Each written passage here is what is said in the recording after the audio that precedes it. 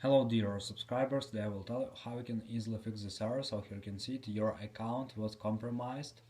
So how you can fix it? So now for fixing it, first thing, just try to you need to follow change password. Just tap on change password and just write your new password. So why you see this error and how you can fix it? So just write new password and it will automatically fixed. But also you can see it because you maybe just write your password and your login into some service, and maybe you and the service just try to sign into your account in one time from different places. So Instagram just thinks that someone just try to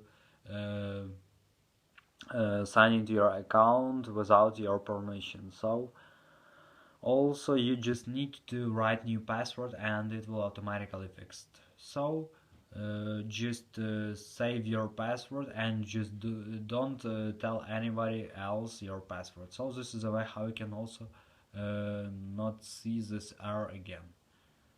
And just don't give your password to some services that will use your account for some things like following or liking someone. So just think about it, because you can just your account can be blocked by this. So just you need to know it. So thanks for watching, have a nice day, subscribe to my channel, click like, and goodbye.